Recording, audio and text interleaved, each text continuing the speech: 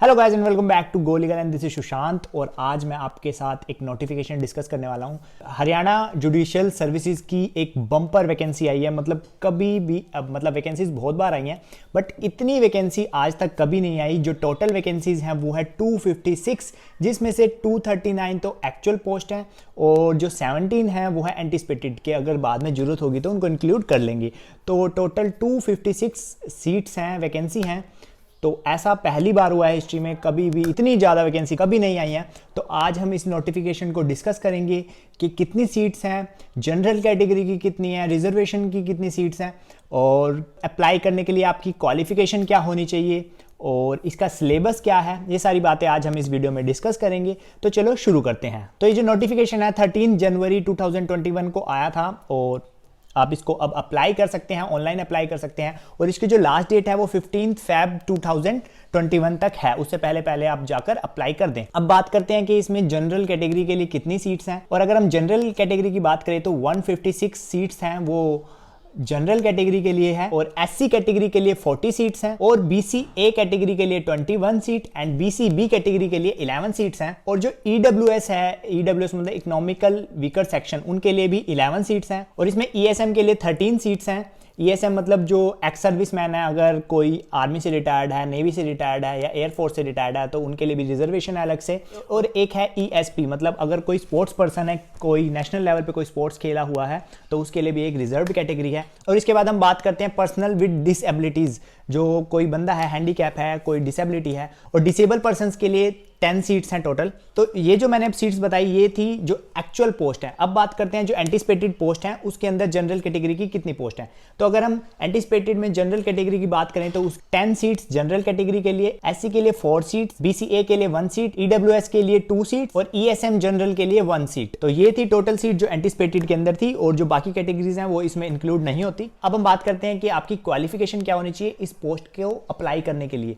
सबसे पहले आपके पास बैचलर ऑफ लॉ की डिग्री होनी चाहिए और आपकी एज 21 ईयर्स से लेके 42 ईयर्स के बीच में होनी चाहिए, इससे ना ऊपर ना इससे नीचे। अब हम बात करते हैं एप्लीकेशन फी की कि आपको कितनी फी पे करनी पड़ेगी। और अगर आप मेल हैं और आप जनरल कैटेगरी के हैं तो आपको 1000 रुपीज पे करनी पड़ेगी। और अगर आप मेल हैं और किसी रिजर्व कैटेगरी के हैं और आप अदर देन हरियाणा किसी और स्टेट से बिलोंग करते हैं, आप हरियाणा के नहीं हैं, तो अभी आपको 1000 रुपीज पे करने होंगे। और अगर आप इकोनॉमिक वीकर सेक्शन मतलब ईडब्ल्यूएस से बिलोंग करते हैं तब भी आपको 1000 रुपीज पे करने होंगे। और अब हम बात करते हैं फीमेल्स की। अगर आप फीमेल हैं और आप किसी भी कैटेगरी की हैं तो आपको 250 रुपीज पे करनी है।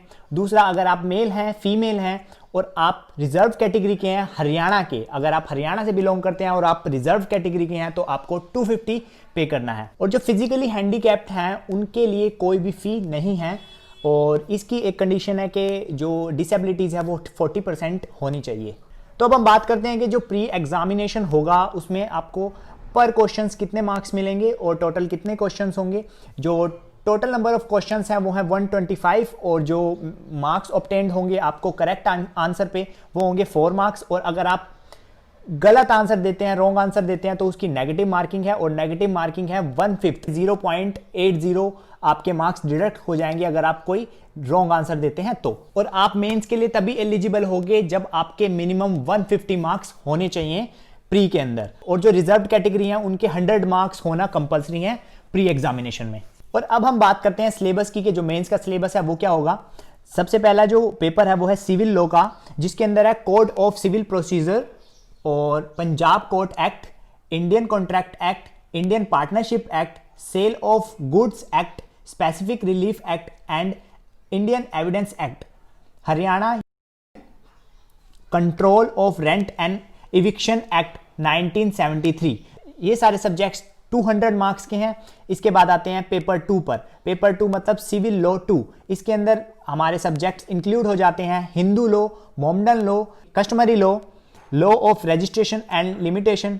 ये सब्जेक्ट्स भी टोटल 200 मार्क्स के हैं। इसके बाद हम आते हैं पेपर नंबर 3 पे। जो पेपर नंबर 3 है वो है क्रिमिनल लॉ का, जिसके अंदर आते हैं इंडियन पीनल कोड मतलब आईपीसी, और उसके बाद criminal procedure code and Indian evidence act. जो ये सब्जेक्ट्स हैं ये भी टोटल 200 मार्क्स के हैं। और इसके बाद हम आते हैं पेपर नंबर 4 पे, जो है इंग्लिश का।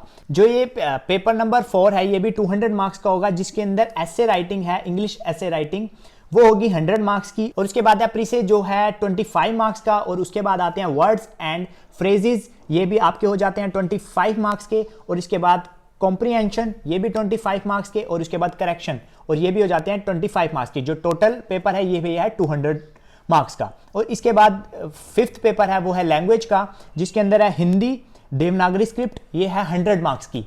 और इसके बाद 6th पेपर है वाइवा वॉइस का, और ये भी है 200 मार्क्स का। ये था टोटल सिलेबस। तो ये थी कुछ ऐसी इंफॉर्मेशन जो आपको अप्लाई करने से पहले पता होनी चाहिए। और आप सभी को ऑल द बेस्ट आपके एग्जाम के लिए, आने वाले एग्जाम के लिए। अगर आपको ये वीडियो इन्फॉर्मेटिव लगी हो, अच्छी लगी हो, तो इस वीडियो को लाइक कर देना। और अगर आपने अभी तक गोलीगल को सब्सक्राइब नहीं किया है तो सब्सक्राइब कर दो। और अगर आपके माइंड में कोई और डाउट है इस एग्जाम से रिलेटेड, तो हमें कमेंट सेक्शन में बता सकते हैं, हमें मेल कर सकते हैं contact@gmail.com पर। बस आज के लिए इतना ही, फिर मिलते हैं हम अगली किसी भी और वीडियो में। तब तक के लिए बाय बाय।